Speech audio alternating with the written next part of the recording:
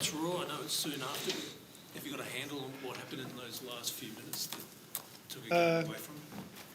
Yeah, similar, unfortunately, to the first half. There were big moments and we didn't quite get it right. So just lacked a little bit of composure in key moments. So early was in front of goal.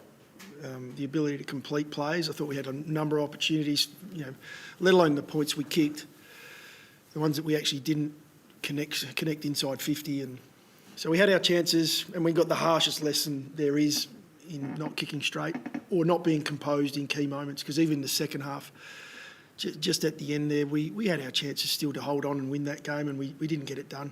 Did you lose your dare as well? We. Oh, probably a little. We lost stoppage. I can tell you that much. We'll have to have a good look at that. I think we went 0-12 in that last quarter, and so everything you're doing then is from your back 50. So yes, we lost a little bit of dare, but sometimes that's hard to come out of your back 50 and take the game on from there. So credit to our oppo who did get it done in stoppage, but we'll have a good look at that. We sat. I mean, we're disappointed. We're so disappointed as a group because we let that one slip. Does that also force you to go wide when do you feel sense you were playing more wider and wider as that pressure came as the game went on? Oh no, I think when you're coming out of deep, near your point post or your back 50, it's hard to then take the game up through the middle of the ground, especially when you're in front. There's not really that need to take a risk. So we needed to get the stoppage right. We needed to bring our contest there, and we, unfortunately, for whatever reason, didn't have that at the level, and that put us on the back foot. Do you think, Collingwood's reputation for winning these close games, coming back in three-quarter time, do you think that played on the mind of the players in that fourth quarter? Yeah, got no doubt. I've got no doubt. There's a massive mental part to the way they finished the game off. They've done it too often for it not to be. We would love for it have not to been in that position. We'll get better and better at that as well, and we'll learn from this one. But that's not where we lost the game. We lost the game in the first half. And I was really proud of the guys, the way they played their footy. They took it on. We played the footy we've been playing now for the whole season. We found it again after last week. We moved the ball really well, and we just didn't finish our work. Is that, because at the start of the season, there was, the finishing wasn't great and then became better. I mean, do you have an idea why it wasn't so good today yet? I mean, also in the sample as well, the finishing wasn't as good as you wanted. No, I don't. And we've done. I would say we've pushed the envelope with the amount of work we've done, shots on goal. I would say we continue to do more and more in that space. We like the outside noise. We know that that is a crucial part of the game. We kicked goals in the first half today. That it's a completely different game. But we didn't. Just in that 22 points up, you've talked about, the expectation that Collingwood are going to come charge and change their game style, and you did a few things. But how hard is it to actually stop what they were doing and how they've changed their game style to go out and win it, I guess?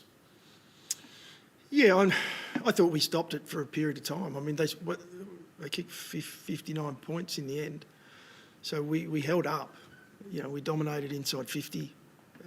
We played some really good footy. I think we're all going to probably we all remember the last 10 minutes of the game.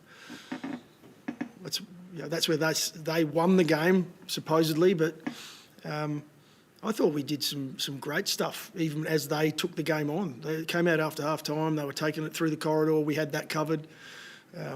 We were expecting a lot of that. We played some great footy. We just didn't finish our work off. It's uncharacteristic of us. We've been very good at doing that this year when we've been given opportunity. I don't know, at the intercept game, I think we kicked 6 goals 12 off intercept, 6 goals 12. So we had enough times we won the ball back in our front half and or won the ball back off the oppo, and we just didn't convert. Are you happy with how, your Dacos plan kind of worked down the end? I mean, you got 28 disposals. We gave him 16 kick-ins. Really pleased with the way Keezy went about it. He's a super player, Nick Dacos, and in the end he impacted the game. But Keezy went, we knew he would. He'd have a good go at it. We we made them change some things up in that space. So, yeah, pleased with the way that played out, but ultimately it didn't quite get it done for us. Because it's not often, I guess, he goes at 50% disposal efficiency, so you must look at that as, a win. You know, he had keeps possessions, but they weren't all that damaging for most of the day. Well, that was our focus, was to come in and say, well, he's a damaging player. He's often score involvements and so on, but he still had a solid game. But our group played some really good footy, and it wasn't really about Nick Dacos, it was about Collingwood, and we didn't quite get that done. Still on the goal kicking, I mean, supporters will just say, go out there and just Kick 1,000. flog 'em at training and kick it, 100.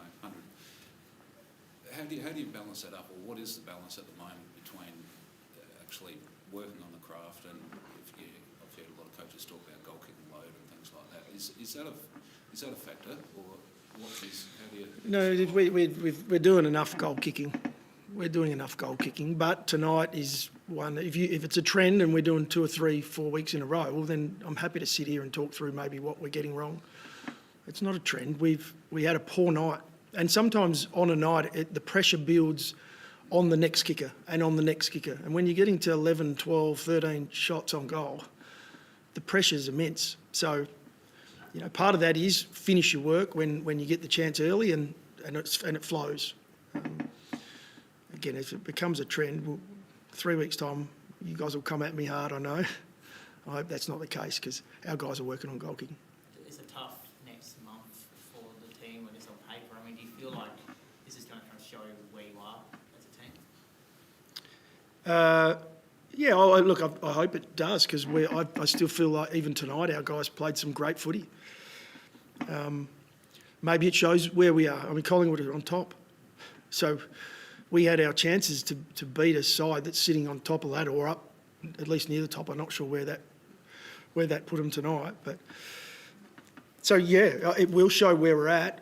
It doesn't necessarily mean it's going to be 3-1 for the next month or 1-3.